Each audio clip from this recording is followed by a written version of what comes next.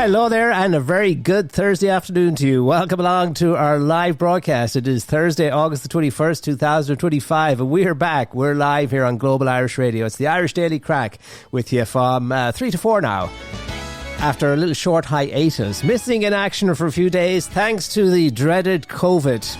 Yes, my friends, COVID, it's still a thing. It's still very, very real, and if you have it, you'll know it. And it's funny, well, it's not funny, but I joked about it the previous week about the fact that lots of people who attended the Fleadh Cheoil na hÉireann took more than the memories home with them, because there was a huge explosion of COVID following the gathering there in Wexford for the Fleadh Cheoil. Lots of people picked it up. And yours truly picked it up this past week. So there you go. It's a very real thing. It's not a nice dose. And if you have it, you'll know it. If you're not sure, in other words, if you say, I have the sniffles, it might be COVID, or my throat's not well, it might be the COVID, or I have a chesty cough or something, it might be the COVID. No, if it's COVID, you'll know it, because you will feel it in every fibre of your being.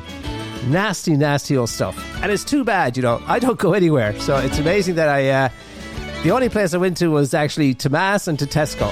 And I wasn't in Mass because, the priest uses his sanitizer before he gives out his communion and stuff like that. But in the Tesco, those shopping carts, those baskets that you take, they are, and I should have known this because we talked about this on the programme not that long ago, the fact that those boxes or those carts or bins that they have at the airports are among the most unhygienic things in the world. In other words, they tested them, and that they found, that they had carried all kinds, every and any kind of bacteria possible, COVID to different types of germs, stuff like that. So they're essentially a petri dish. And it follows through then that the shopping baskets, I suppose, at the likes of Tesco or those big stores are very similar too, because people are touching them the whole time. And I don't think they ever cleaned those baskets. I could be wrong, but there you go. So I'm blaming it on the baskets at Tesco, but there you go. Only place I've been in, God knows how long. The hermit nuns have a better life than I do. But anyway, that's that. We're slowly getting over it. Margaret's still a bit under the weather as well.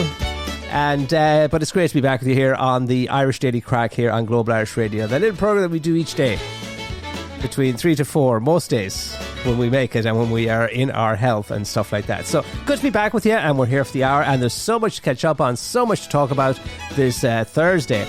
The weather, well, it's grey and it's overcast, dry at the moment, nothing to scream and shout about or anything like that, but I suppose it's dry. That's the best we can say about it at this point. Anything's better than the old rain. And what else? Oh yeah, the kids, it's hard to believe. A lot has happened, and the summer's almost behind us, isn't it? And the kids, everybody in back to school mode now at this point, because a lot of the schools are returning next week. Strikes me as very early, but that's the way the cookie crumbles. And a lot of schools are going back for just one day, which is kind of strange. They bring them back on the Friday, and then they give them the Monday off. It's probably trying to reacclimate them with the academic world and whatnot. And tears will be shed going back to school. Mostly by the teachers, by the way. But anyway, we wish everybody all the best. Of course, this week it's all about the shopping, the back-to-school sales, and consumerism at its finest. So a lot of talk about the going back to school. The seasons they come, the seasons they go. Time waits for no man, and so the schools, they'll be back up and running next week, whether you like it or not, or whether you have your homework done or not. Yes, a lot has happened. The Oasis shows, they've come and gone. The Gallagher brothers, they came, they played, they conquered. Lots of people still talking about those big shows in Croke Park. Epic, yeah, that's what they're saying. And a lot of people were at them. A lot of money was spent. Good for the local economy there in Dublin. And we were saying in the run-up to it that at least in the region of 250,000 pints of beer would be consumed over that weekend. And I imagine maybe even more. But nothing left now. But at this point, the hangover has subsided, so nothing left but the memories. And indeed, the credit card bills. You can't forget the credit card bills. One expert I see is warning that in the papers today, because still people are still talking about these Oasis concerts. Hard to believe. They were huge, as we said. They were epic, and everybody was at them. And there's some nice pictures of in the aftermath. And one that's making the rounds and getting a lot of shares, if you will, is Liam and Noel's mom, Peggy. And she was pictured alongside Michael Flatley. And that picture is getting a lot of shares. You probably see it on your social media feeds. Incidentally, there was a lot of disappointment down in Charlestown because Charlestown was on high alert. That's where the boys hail from, or their mom at least. And a lot of people had expected. Midwest were down there, and different the pubs and everything. There was kind of a flurry of activity, an excitement in the town, even though it's a very small little town. And they thought that the brothers Noel and Noel would stop in for a pint in the aftermath of those gigs in Croke Park. But I don't think that they did. Didn't happen. And things reached fever pitch when a private jet landed in Knock Airport the other morning. Everybody thought it was the Oasis twins, or Oasis brothers, I should say, but it wasn't. But anyway, there you go. Next time they're in town, no doubt they'll stop by. Now, back to what one expert has been saying in the aftermath of the concerts. One expert is warning that 170,000 fans, Oasis fans, they face post-Oasis blues after those big gigs at the weekend and the highs. Remember, people have been looking forward to them for a long, long time and planning for them as well. John McElhaney, he's a psychology professor from Bournemouth University, and he said people who go to these momentous one-off type events are unable to maintain the huge high that they experience and have to come back down to reality and get a grip. Get back to the, I suppose, the world of getting up for work and, not having the thing to look forward to that is the big momentous event. In this instance, the Oasis concerts. But anyway, there you go. He talks about that and he says a lot of people are down in the dumps. And I imagine there are a lot of people down in the dumps. It's like a bride. When a bride is getting married, she spends about 2 entire years like eating, sleeping, drinking, thinking. Everything she does is some way related to the wedding day, the big wedding day. And then the wedding day comes and it goes. And the bride is like, what do I do now? It's just like down in the dump. It's depressing. And that's how it will be for you Oasis fans, according to John McElhaney. But not to worry, it will get better. It will get better. And there's talk that Oasis are releasing a single that was recorded live in Croke Park. And he said that should soothe some of the... some of the depression that you might be experiencing in the aftermath. But anyway, there you go. That's part and parcel, isn't it? The highs and the lows of life. One guy that seemed to be enjoying himself at the weekend was Simon Harris, or Thornish, and the leader of Fine Gael. However, he's been coming in for a lot of stick. Yes, he has. He's pictured in a lot of the papers, or he was earlier in the week, wearing an Oasis hat and dark sunglasses. And, nothing wrong in that, in the sense that, well, why not? He's just like anybody else on a day off. Can he not go off and enjoy the concert? But I suppose when you're in a leadership position, leadership is about good judgment too, isn't it? And given the latest controversy that he's embroiled in and the nature of it, a lot of people thought, well, sure, fine, if you want to go there and dance around and have a great time and dress up the way you are dressed up, that's your own business. But when you take to social media and start sharing it and stuff like that, you're kind of rubbing salt in the wounds. And a lot of people just didn't like it, to be quite honest. Pressure is still on Simon Harris over the death of sclerosis sufferer Harvey Morrison Sherratt. And more than 32,000 people have signed a petition, an online petition calling for his resignation. And 9-year-old Harvey died on July the 29th, and he had undergone surgery the previous November after years on a waiting list. Now, how does this implicate, or how does this... What does this have to do with Simon Harris, you're saying? Well, if you're not familiar with the story, the situation, the backstory is that in 2017, while serving as Minister for Health, Mr. Harris pledged that no child in Ireland will wait more than 4 months for sclerosis treatment. And of course, that was not the case, and the poor Harvey boy lost his life. Died waiting. And people felt that in the aftermath of, with that story very much in the fore of people's minds, that it wasn't probably a good time to start donning an Oasis tin hat or bucket hat or whatever they call it, and the glasses, and to be kind of in celebratory mode. But anyway, he's getting a lot of stick for it, and he'll not forget the Oasis concerts for a while, no doubt either. And it's not a great time to be Simon Harris, because his election, or his presidential candidate, had to pull out of the presidential race for health reasons, and now he has to find somebody else. And now he's got 2 that want it. Oh, we'll talk about the presidential race in a little while. It's starting to heat up. A lot of talk about it. and we're getting ever closer as well. And we look at some of the other horses in the race too. But that's the latest on the Oasis concerts. They've come and they've gone. You're probably suffering depression, but no doubt you've had a wonderful time, and we hope that you had.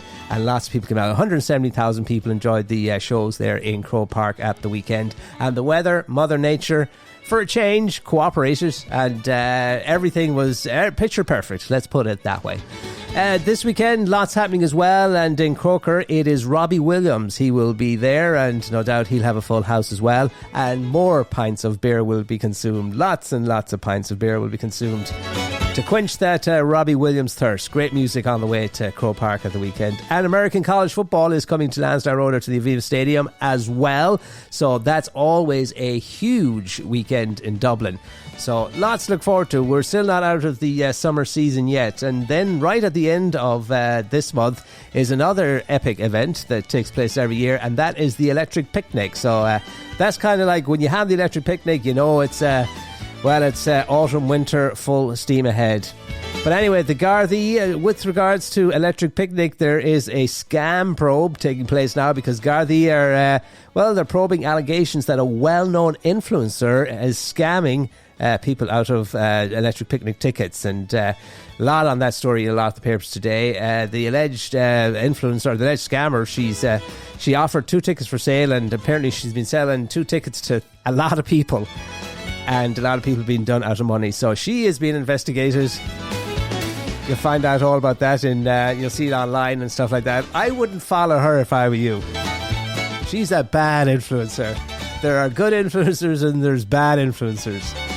Now, Kneecap back on the front pages of our papers here in Ireland this Thursday, because, they had a little court case in London yesterday. Kneecap rap star Machara, whose real name is Liam Ogue, he pleaded with fans yesterday to not to be distracted by the UK terror trial that's taking place.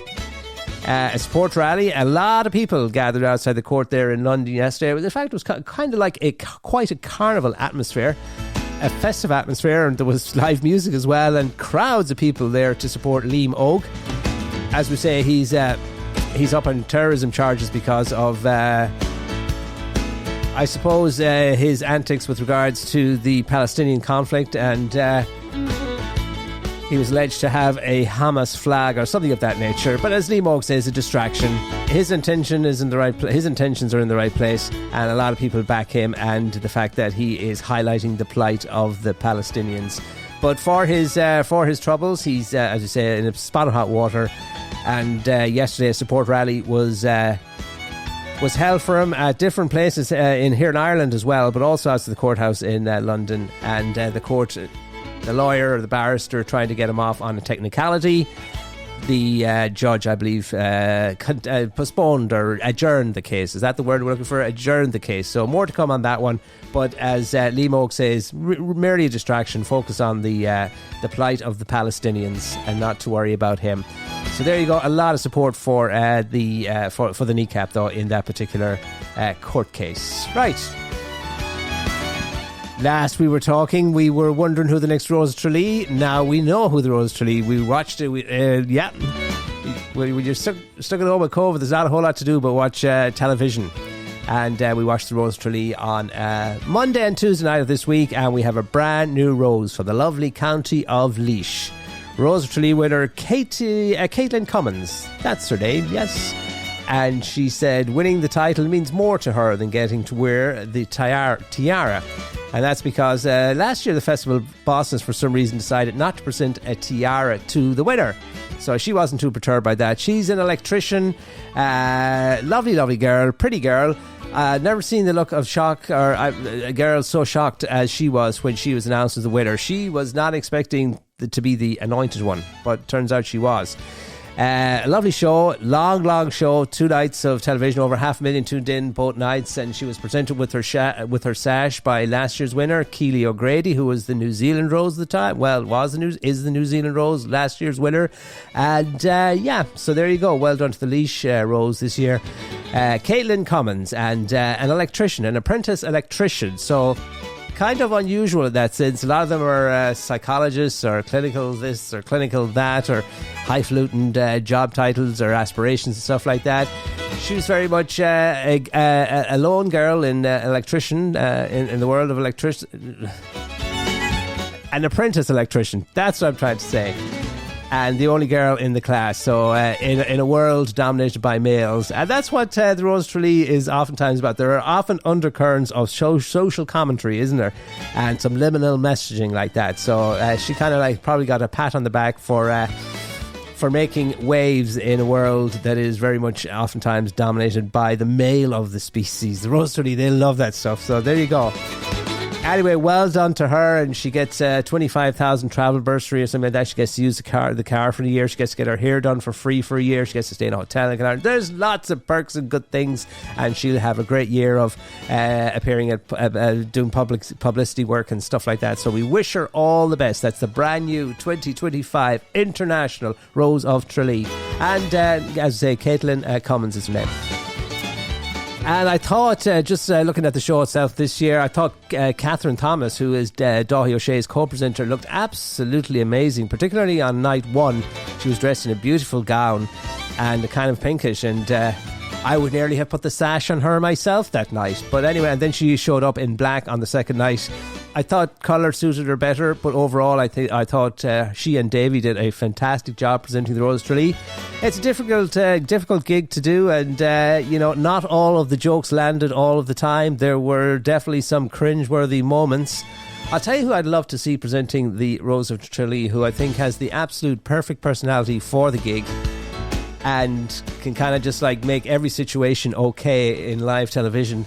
And that is Graham Norton, but of course they'd never be able to afford him. He's not that far away, just down the road from West Cork, but he's carved out a very successful career in the UK. It all started out on Father Ted for him, as was he the dancing? He was one of the priests on there anyway, on Father Ted, and forget what his name was on the show, but he went on to be obviously a very successful chat show host in the UK, and he's got his latest podcast that's out now as well, Wanging On, so that's a good one to check out as well if you like something a little bit more lighthearted and humorous. He's a funny guy and he's very, very spontaneous, and that's very much what you need, I suppose, in terms of presenting the Rose of Tralee. But yeah, Daithí and Catherine are a safe pair of hands, and everything went smoothly. Daniel showed up on the last night as well to sing, and what I couldn't understand was the part that I was waiting for the whole 2 nights was to see the part where, as traditionally they have done over the years, when the rose is announced and the sash and tiara is put on her, although there was no tiara this year, the sash was placed around her. Usually someone comes on stage and serenades her with the Rose of Tralee, but this year they opted just to play it from the overhead speakers, a pre-taped version or something, and a woman singing it, which I thought was rather unusual. Is that more social commentary from the Rose of Tralee? But that's how it was. I would have liked to have seen maybe Daniel O'Donnell come back on stage and sing to her, sing the Rose of Tralee like they did in the old days and kind of serenade her.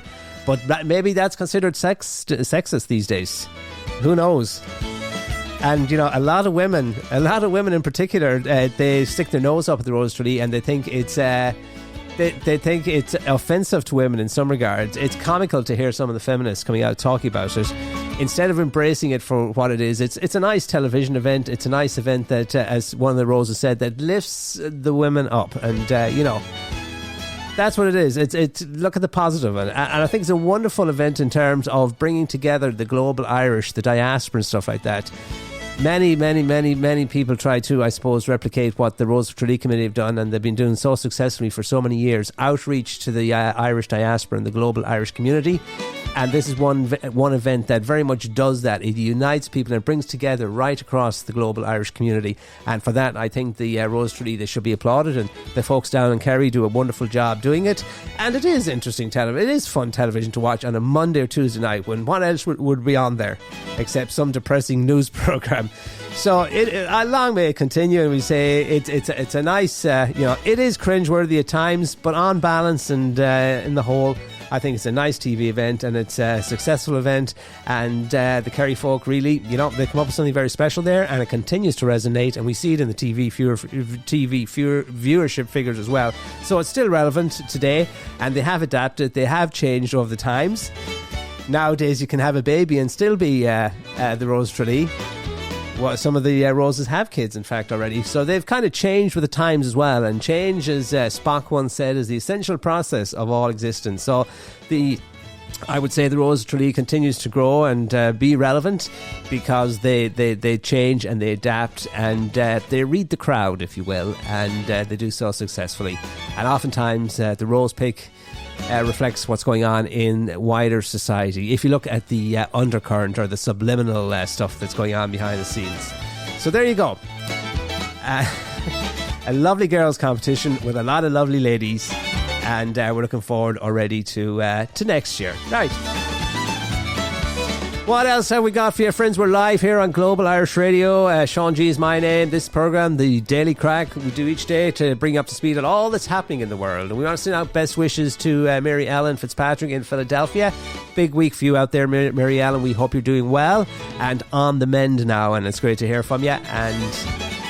And onwards and upwards. And another friend we want to send out well wishes to as well, and that is Ger O'Brien from irishradio.org. He does a program here. We link up with his show, or it's syndicated, I should say, here on Global Irish Radio on Tuesday nights, and he fills in for a lot of other people on irishradio.org. So you've often heard the voice of Ger O'Brien here on Global Irish Radio. He's currently in St. Vincent's there in Dublin, getting some tests done and stuff like that. Hasn't been feeling too well, and we want to send out our best wishes to Ger. As I say, he's a hard worker and a fine ambassador for Irish music and country music and all of that. And you've often heard him here on Global Irish Radio, but his home is irishradio.org. But we want to send out well wishes to him. Now, Donald Trump in the news again. Is he ever not? And it's been a big week. A lot of eyes were in Washington for the summit where nothing happened, except the red carpet, I should say, was rolled out. And a few aircraft flying overhead and all of that nonsense. But that was just a sideshow. But anyway, that's not why he's in the news today or this week. Well, he's always in the news because he's the president, and he should be in the news. Did you like his hair? He got a different shade of orange for the meeting with Putin, I think. It looked a little bit different anyway. And he looks like he's put on a few pounds as well. They're going to have to stop that Diet Coke button on the desk there in the Oval Office. He's got to go to that Coke Zero at this point. But anyway, now Donald Trump is waging war. This is the latest. He's waging war on the U.S. museums and accusing them of focusing on how bad slavery was. And he says, it wasn't that bad after all, he says. But I don't know. I was never, it's an interesting one from his perspective. I suppose it depends on who you are and who you talk to as to how slavery really was. But anyway, according to the Donald, it wasn't that bad. The US president moaned that the Smithsonian Museum in particular said that he said their archives and their exhibits and stuff like that are far too negative, and he ordered his lawyers to conduct a review of their US history exhibits to make them less woke. And he wrote, he's probably tweeting at this point, he's on X, whatever. He wrote, the Smithsonian is out of control, where everything discussed is how horrible our country is.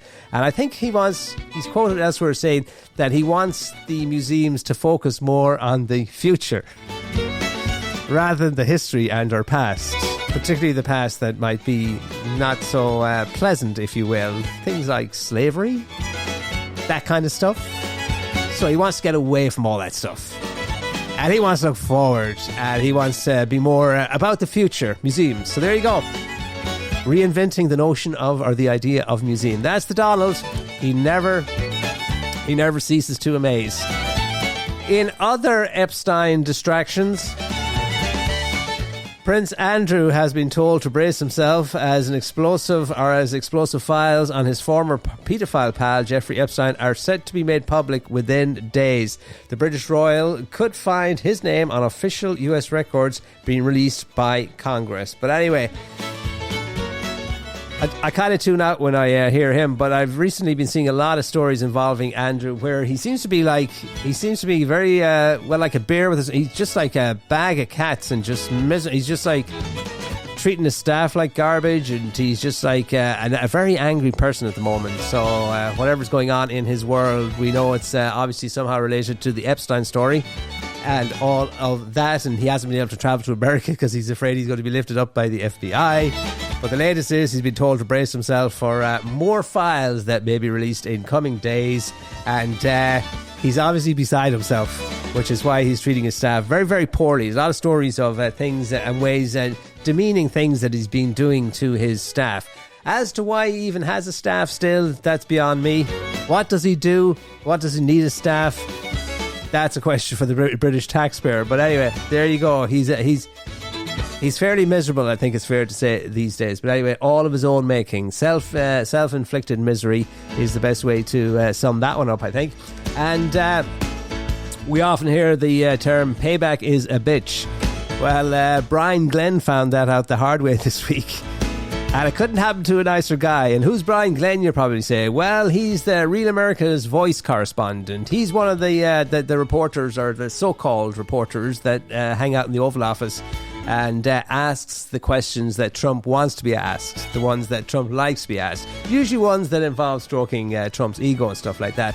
He was the one that way back in when Zelensky came to the White House not wearing the suit, pointed it out and asked him the awkward question why he didn't wear a suit and stuff like that. So kind of attacked him for not wearing a suit to the Oval Office.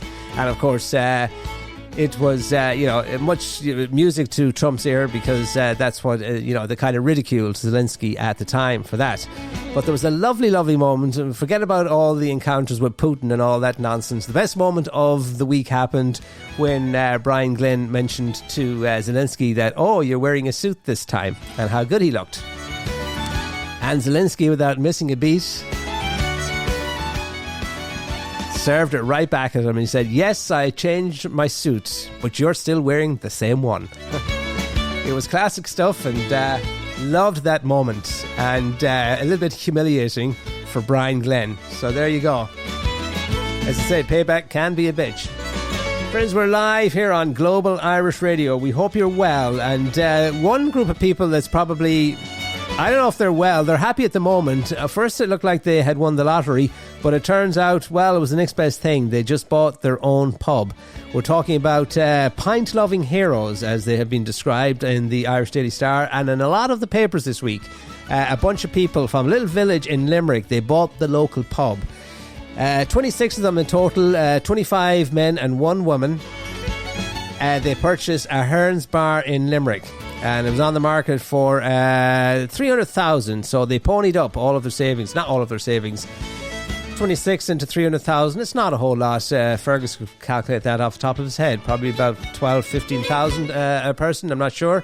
So anyway, they all pooled their money, and they came up with enough to buy the pub and continue the pub as a going concern, and they renamed it as the Street Pub. So on the face of it, it sounds like a wonderful idea, maybe a model for other communities to save the local watering hole, because as we said only last week, 3 pubs or something, or a pub is closing every 3 days.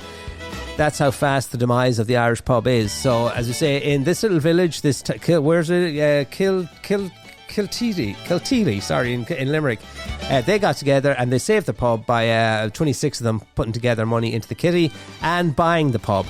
And they're all smiles, and they're all pictured outside with a pint of Guinness in their hands, raising it up and cheering, and happy faces all around. And locals heroes is what the headline is on the Stars. And on the face of it, it is a lovely story, and it is a wonderful idea in theory. But you wonder how much they thought it through. None of the 26 know anything about running a bar or, a pub. So they're going to have to find a manager. Now, I would say to you on that front, good luck to any manager, or good luck finding a manager that is willing to take a job with 26 bosses. 26 partners coming in, giving you orders, telling you how to do things. They've each with their own opinions. None of them having actual experience within the industry. It's a tough business. There's a reason why a lot of these pubs, are going out of business. And then, if you have 1 or 2 or 3 owners, it's a nightmare, because they all have their own ideas and they all come in with their own set of demands. So first of all, lovely idea, and in theory a great way to save your local bar, but in practice I suspect they're going to run into a few problems along the way. That would be my thoughts anyway. And not only that, imagine A lot of the owners, when they have, they come into the pub and they think, well, it's their pub, they're going to drink for free. So if the pub wasn't viable with these 26 locals drinking in the bar, now the 26 of them are probably drinking for free, unless they've laid down very strict guidelines and ground rules in terms of what free drink, in terms of who paid for all the drink that they're holding up outside or in the picture outside the pub this week. So these are practical concerns and questions that running a business requires answers to. But anyway, so they all come in. If they all come in and if they all come in and they're getting free drink because they're an owner, then 26 of their best customers has been gone, and now the pub is surely not viable at all. It wouldn't be on the market in the first place, I suspect, if it was a gold mine or if it wasn't struggling. So there's that to bear in mind. What about when things don't go too well and it's not a profit that they're looking at the end of the month? There's red ink. How do they feel about putting money in? Who's going to put the money in? What about when Charlie brings in his cousins from America and gets drink all round? And Paddy is looking at the statement at the end of the month, said, why did you have all these free drinks? And then gradually and over time, the friendships, they dissolve. They end up killing each other. I've seen it time and time again. Multiple partners. It never really works out. It can cost marriages as well. You'll always get the one or two partners who spend way too much time in the pub, gets way too friendly with the regulars, or gets way too friendly with the staff. So there are so many pitfalls, I should say. But in theory, I love the idea of it, and obviously they like it too, and the papers love it too, and wonderful story on paper and on the front pages of our papers. But when you get into the nitty gritty of it and you see how the nuts and bolts of it all work, and I suspect, like many other people who have bought pubs over the years, particularly Irish people, they have that romanticised notion of owning a bar, and so they sit at the customer side of the counter and they look at the idea of owning a bar from that perspective, and they think, this is a wonderful idea, such good crack, and all the money going over the counter into my till. This is the best thing since sliced bread. They fail to put themselves the other side of the counter and see all of the headaches, the rising costs, trying to find staff, everybody in your pockets, staff trying to pinch from you, customers trying to pinch from you, get free drink from you, vendors trying to squeeze you, left, right and centre, equipment breaking down, unsociable hours, trying to pay the bills. Oh, goodness, the pitfalls are many, but many people go into it so blindly, as I suspect these 26 people are doing as well. So it'll be interesting, and this has happened a few times. We've seen this happen a few times in communities around Ireland. We hope that it works out. We wish them nothing but the best, but there are pitfalls, and I would love to see how things are going and if the pub is still in existence in 12 months or 2 years down the line. Hopefully they can put together, good ground rules for all of the owners, because the owners will be their biggest problems, and they are their main customers, and if they stop paying, then they have real problems on their hands. But anyway, there you go.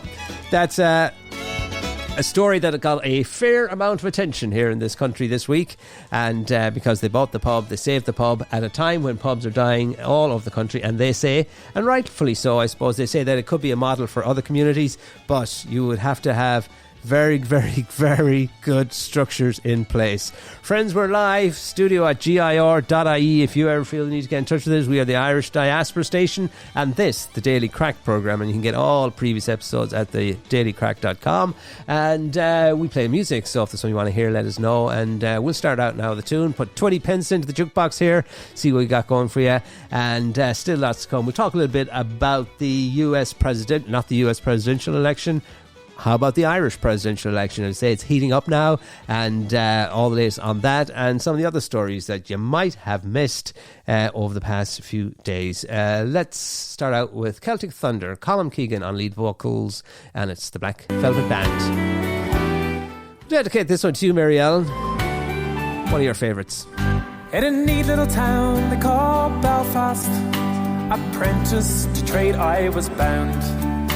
And many an hour sweet happiness I spent in that neat little town, till a sad misfortune came over me, which caused me to stray from this land, far away from me friends and relations, betrayed by the Black Velvet Band. I took a stroll with that pretty fair maid when a gentleman passes me by. I knew that she had the doing in him by that look in her roguish black eye. A gold watch she took from his pocket and placed it right into my hand. The very next thing I said was, bad luck to the Black Velvet Band. Her eyes, they shone like diamonds. I thought her the queen of the land. And her hair hung over her shoulders, tied up with a black velvet band. Before the judge and the jury, next morning I had to appear. The judge, he said to me, young lad, your case, it is proven clear. We'll give you 7 years penal servitude and take you away from this land, far away from me friends and relations, betrayed by the Black Velvet Band. Her eyes, they shone like diamonds. I thought her the queen of the land. And her hair hung over her shoulders, tied up with a black velvet band. So come all ye jolly young fellas, who warning take by me. When you are out in the town, be lads, beware of them pretty colleens, for they'll feed you with strong drink, me lads, till you are unable to stand. And the very next thing you know is that you've landed in Van Diemen's Land. Here we go! Her eyes, they shone like diamonds. I thought her the queen of the land. And her hair hung over her shoulders, tied up with a black velvet band. One more time! Her eyes, they shone like diamonds. I thought her the queen of the land. And her hair hung over her shoulders, tied up with a black velvet band. You're listening to Sean G on Global Irish Radio. Hello, all you Global Irish Radio listeners out there, wherever you may be. It's myself, Finbar, here in beautiful northern Colorado, inviting you along to the Raggle Celtic Folk Show, streaming here live every Monday and Friday evening at 10 p.m. Irish time, where you're guaranteed to hear some rare old recordings from the old country and beyond. And it's all here on globalirishradio.com, the home of the Raggle Taggle. Listen to the Raggle Taggle on Global Irish Radio. Yes, indeed, friends, and Finbar will be back with another exciting edition of the Raggle Taggle tomorrow night at 7 o'clock, right here on Global Irish Radio. Old rare recordings. We thank you for that one, Finbar. And also tomorrow night, it's down under to Sydney, Australia for 3 hours of Irish radio from that part of the world. Yesterday, Oliver's programme went out instead of my programme because I was a bit under the weather. Oliver must have been a bit under the weather too, because he played all music for his show. It was all music show. I was counting on him to have lots of exciting news and sports news and his take on the Rose Tralee, and he always is very informative. But yesterday was an all music show, so that's what we got to listen to yesterday. So as I say, maybe Oliver is under the weather as well. Anyway, that's coming up later on tonight, we should say, here on Global Irish Radio. Lots to look forward to. Tom is back as usual. Tom at GIR.ie. Tom's gearing up for a big weekend this weekend in Chicago, because the Good Morning Ireland radio show will come to you live from Chicago, from the Gaelic Fest, Irish Fest at Gaelic Park, I should say. Yes, over the course of the weekend, lots of great music on the grounds of Chicago Gaelic Park. It is the Irish Fest weekend, and it's a wonderful weekend of music and drinking and dancing and Irish culture and heritage, all of that nice stuff. And if you're in the area, be sure to stop by. Tom, broadcasting live from the grounds of the festival, hanging out with the stars of the show, if you will. There'll be live interviews, there'll be music, all of that, and of course the weekly roundup of the news live from Ireland with Eileen Magner. So That's this weekend in Chicago as the music and the festivals continue. Last weekend, of course, you've probably seen on your social media feeds.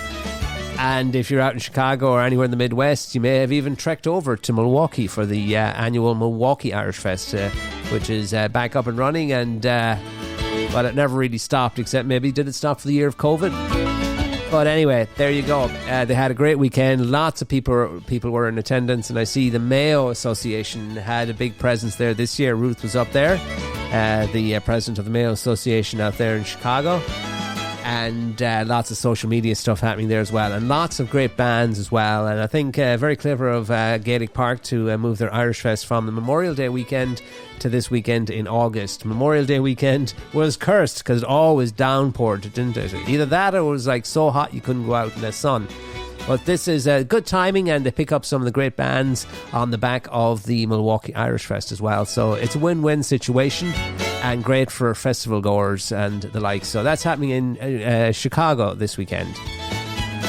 Jim Corbett's Irish Radio Show is back tonight as well, isn't it? From 6 to 8 here on Global Irish Radio. Again, another chance to hear this programme later on tonight. And we also check in with Sean Timmins and the Crack Radio Show out of Philadelphia in the great United States. Pick up the second hour of that show live here on Global Irish Radio. So some of the great programmes coming your way on a Thursday here on Global Irish Radio. Now, the race to replace Michael D. Higgins and the Thurs, it's been a slow starter, but now it's starting to it's starting to heat up. Things are happening. Some of the latest updates, as you know, last we spoke, Mairead McGuinness had made a shock announcement that she was pulling out of the race on health grounds, and the latest name's been bandied about to take her spot as the Fine Gael nominee. Heather Humphreys, who is from Cavan Monaghan, former minister in the last government. She's a proddy, and she seems to be the most popular of the candidates. Sean Kelly, who's a former GAA president, I think, and an MP for South Ireland. He's a Kerry man. He had ruled himself out earlier in the year, supporting Mairead McGuinness, but now he wants to be back in the race. So it looks like his path to nomination is not as certain as Heather Humphreys. Heather Humphreys seems to be the one that is the flavour of the week, if you will, and also independent TDs coming out supporting her candidacy as well. So it'll be interesting to see what happens. Sean Kelly, what are we to believe from Sean Kelly? As he's former GAA president, he would be probably popular in GAA circles and stuff like that, and popular in his native Kerry. But he did say now, in fairness, he did say when he said he wasn't running, that in the words, because he talked about the fact that you'd have to go and live in the Áras in Dublin for 7 years, and he quoted John B. Keane at the time saying, "A day out of Kerry is a day wasted." So folks wouldn't want to be wasting his time now with 7 years in the Áras, now would they? So politicians just open their mouth and say whatever is convenient at the time. Now he has to backtrack on that one and come up with, a suitable alternative, if you will. I'm sure there's other great quotes that he can use to turn that one on its head. But anyway, there you go. That's Sean Kelly, increasingly looking unlikely. He probably should have just stayed put after making up his decision not to contest the presidency. Because now he's going to come out of it looking not too well, I would suspect. Seems like Heather Humphreys is going to be the anointed one. Other developments in the race, Dr. Tony Holohan, who's the chief medical officer, he reckons that there would be so much mudslinging and social media, online abuse and all of that stuff that his family would be exposed to, that he has ruled himself out of a candidate for President of Ireland. Again, he was the chief medical officer during the COVID pandemic, and he also presided over other scandals in the health service. And so he would not, with a lot of people, be a popular candidate, I would think. Nobody wants to go back and revisit COVID. And that is the thing about the presidential election. It's all about digging up dirt from the past. Nobody wants to relive that chapter. And so Tony Holohan, Dr. Tony Holohan, I think, making the right move there and ruling himself out as a candidate. Fine Gael, we're still waiting. Well, it's not Fine Gael, Fianna Fáil, I should say. We're still another name that's been bandied about there still is Bertie Ahern. He may still enter the race. Will he get the Fianna Fáil nomination? We have to wait and see. But you know, Micheál Martin expelled him from the party many years ago in the aftermath of the crash and all the bad stuff that happened in that dark chapter of Irish history that was presided over by Fianna Fáil. And so, he would be very toxic as well, although he is cunning and conniving and would wiggle his way out of anything, wouldn't he? he has lots of practice answering tough questions at the tribunal, so it wouldn't faze him one iota any amount of dirt that was dug up on him. But would his candidacy resonate with the Irish electorate? It's hard to know. In terms of the Fine Gael candidates, as we say, Heather Humphreys will probably be the one that prevails, but by no means a shoe-in, I would say. She comes with a lot of baggage. And what is the baggage, you might be saying? Well, the new candidate or the new entry into the race, the young lad from, he's Irish, but he made his money in America as an entrepreneur in the farmer world, Gareth Sheridan, has pledged to make his candidacy about housing, and his slogan, I think, is make Ireland home again, or something of that nature. Anyway, he's drawing emphasis or attention to the housing situation in this country, and a lot of that, Heather Humphreys will have to carry the baggage of the Fine Gael failures on housing. That will be part and parcel of her baggage. And that will be something no small issue to contend with in terms of, even though they'll say presidents have nothing to do with legislation or real impacting real change or anything like that. They're merely a ceremonial mouthpiece or whatever. But anyway, the other thing that she has to contend with is Simon Harris now, who's becoming increasingly unpopular, I think has to be said, as a party leader. Not everybody, he's not as popular as he thinks he is. And bad judgment there as recently as this weekend, as we mentioned at the Oasis concert, and his shenanigans posting his stuff on social media was a little bit insensitive in the wake of events earlier in the week involving that young lad that lost his life because of the health service essentially, and delays waiting for surgery. So, and Aonthu leader, whatever his name is putting a vote of no confidence in him as well. So there you go. There's a lot of baggage, in other words, for Fine Gael candidate Heather Humphreys, if she is the candidate to contend with. Sinn Féin, still nothing. It's astonishing. Sinn Féin or Fianna Fáil, neither one of them have official candidates in the race. Catherine Connolly remains the only confirmed candidate in the race so far. Michael Flatley, he was at the Oasis concert, wasn't he? And then he went off to see the new American ambassador, Ed Walsh. So I think he's just chancing his arm and stuff like that. A lot of people say and ask me, and we talked about it on the Irish Ranter programme last week, about Gareth Sheridan. Why would he want to run for president, given that he's only 35 years old? Compared to the amount of money that he makes working in his, as an entrepreneur and in the business that he founded, I mean, the money that comes with the presidential gig is minuscule, but it's not the money, obviously. So is he trying to build a national profile? Is he chancing his arm too for bigger things down the line for him? Who knows? But why would he want to run for president of Ireland? He's a virtual unknown. He's been gone most of his life and he's coming back, and I don't think, being honest, he's too concerned about people's housing problems. I think he has a hidden agenda that we don't necessarily know about. I suspect it's to do with raising his profile, but we're finding out there's a kind of a bit of a smear campaign going on by a previous presidential contender, Sean Gallagher.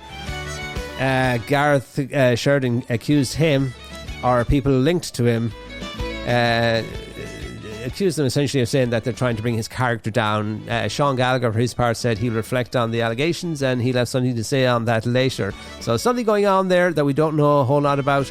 Ryan Tubridy, for his part, said that he responded to a lot of messages from people asking if he would run for president. He says he has no intention. In fact, he took to Instagram last weekend to say two things that he won't be doing at the weekend. One is going to see Oasis, so almost in the minority there. And the other thing he said he wasn't going to be doing was running for president. And he talks very candidly about the presidential race and about how dirty it is, basically. And the bizarre thing is it gets so dirty, and then as soon as it's over, everybody puts everything behind them, and it's all, it's all like respect for the office and stuff like that. But as a candidate, as a presidential candidate, you are subjected to the grind. Really, it's grueling stuff, and they drag you through the mud and do everything and anything to knock you off your horse. But Ryan Tubridy says not for him, and his plans, by the way, for the weekend were coffee and a crossword puzzle. Sounds very relaxing, doesn't it? But there you go. So Ryan Tubridy is out. Who else was in contention? As I say, Michael Flatley, he's just chancing his arm. He's just trying to get a bit of publicity. So we'll have to wait and see. That's the latest. So as things happen, we will let you know. studio@gir.ie. We better get another tune in for you here. Somebody wants to hear Daniel O'Donnell. He was performing and in good voice on the Roast Raleigh the other night, and he's embarking on his final farewell Irish tour very, very soon. Not retiring, as we said, but he's definitely slowing down and pulling back on the touring. Here's his latest release, The Girl on Bedstead Avenue. Daniel O'Donnell.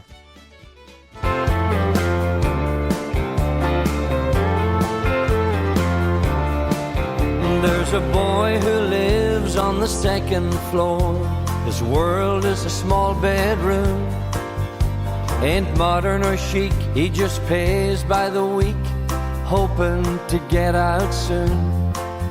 There's a girl who lives right across the street, and he don't know her name, but he sees her go by from his window sometimes, but she never looks his way. So he writes her a letter every night. P.S. I love you. From the boy in the room to the girl on Bedstead Avenue.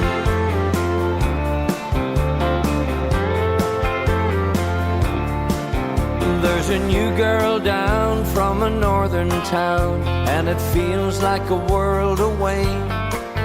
In a city so strange, you're just nobody's friend, and nobody knows your name. She sees him look down from his window sometimes, and she'd love to give a smile, just to let him know, come and say hello, but she's always been too shy. As she fumbles with her keys secretly, she blows a kiss or two to the boy in the room from the girl on Bedstead Avenue.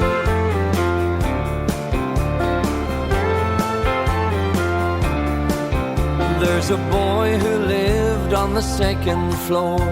His world was a small bedroom, till he met her one day in the subway station, platform number 2. There's a girl who lived right across the street, who almost didn't smile. But it's funny when people need to belong, they can always change their style. And later that night he held her tight, and she felt the same way too. Now the girl loves the boy, loves the girl on Bedstead Avenue. Now the girl loves the boy, loves the girl on Bedstead Avenue.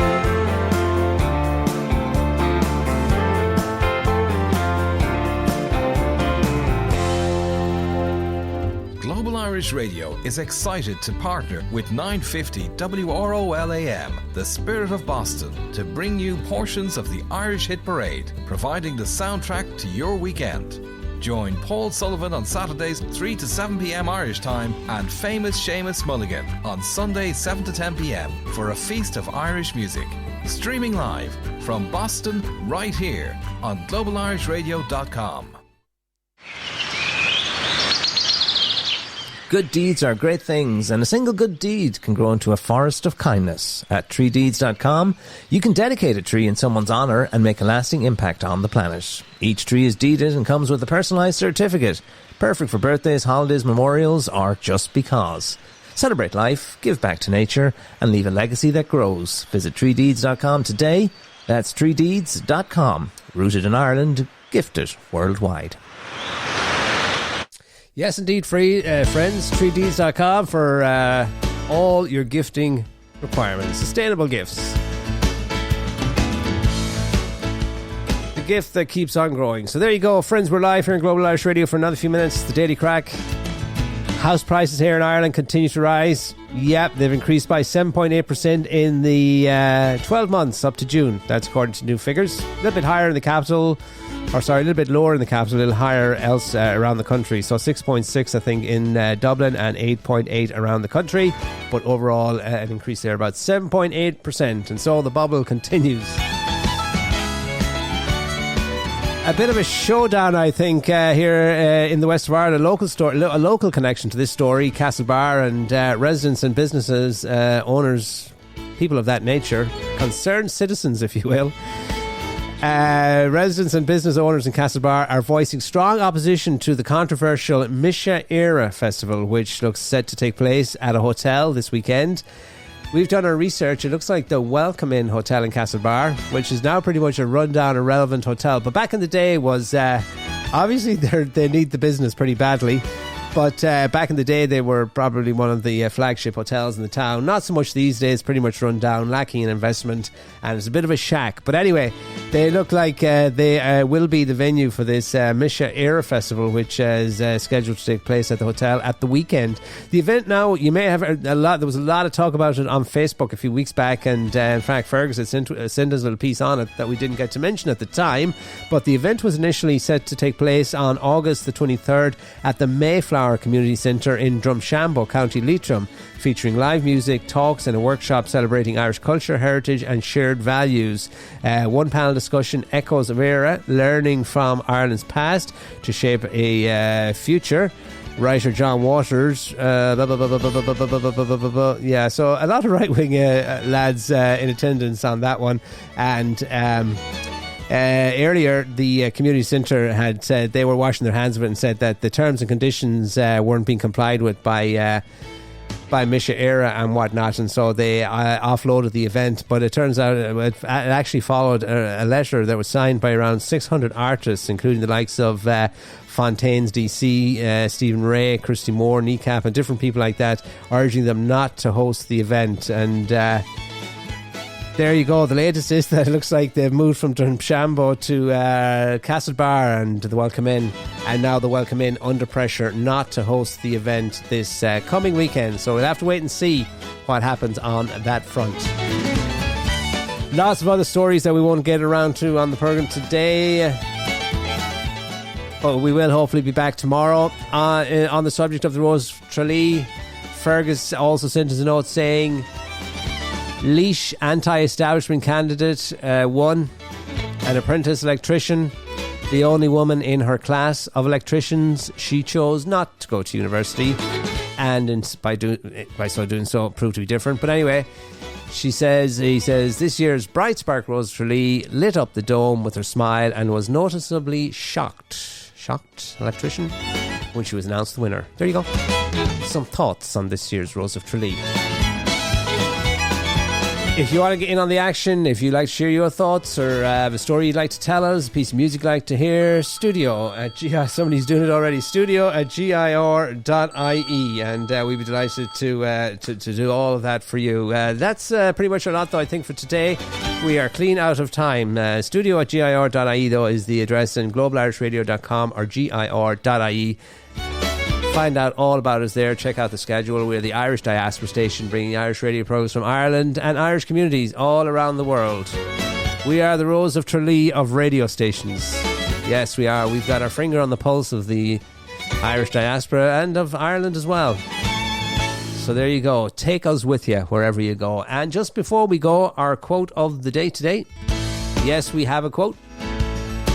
It comes from Anne Landers. Anne Landers. And Anne says, nobody ever drowned in his own sweat. Now, how's about that for you? So you won't be the first, basically. Anne Landers. Nobody ever drowned in his own sweat. That, friends, is our lot for today. Thank you so much for your company. Again, it's great to be back with you here on the Daily Crack programme on Global Irish Radio, gir.ie, and look forward to being back. Meet you back here tomorrow, same time, same place, and catch up on a lot of the other stories that we did not get to touch on today. The hour just flies by, particularly when you've so much to cover in such a short space of time. Thanks for your company since 3. Thanks to Margaret helping out from the bedroom today. A little bit under the weather today still with the wretched COVID, but anyway, we'll be back and stronger with each passing day.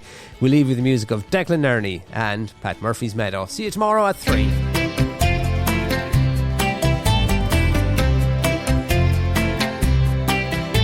The autumn days are here again, and the night winds chilly blow. The woodlands turns to golden hue, and the harvest moon's aglow.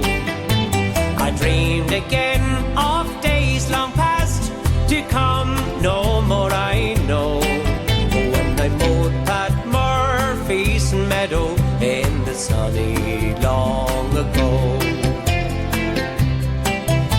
I see again the ocean and the distant sails afar, as the maiden in the meadow she strikes up dark Loch Magyar. And there was music soft and tender in the winds that whisper low. Oh, when I mowed Pat Murphy's meadow in the sunny long ago. Where are the happy boys and girls that danced the gay quadrille? Or the singer warbling sweetly off the burning granite mill? To hear again at sunset where sweet Afton waters flow. Oh, when I mowed Pat Murphy's meadow in the sunny long ago. Those days are but a memory, like the snow of yesteryear. When the evening shades are falling, all alone I shed a tear. On my cheek I feel the soft touch of the winds that whisper low. When I mowed Pat Murphy's meadow in the sunny long ago. When I mowed Pat Murphy's meadow in the sunny long ago. Around the clock and around the world. You're listening to Global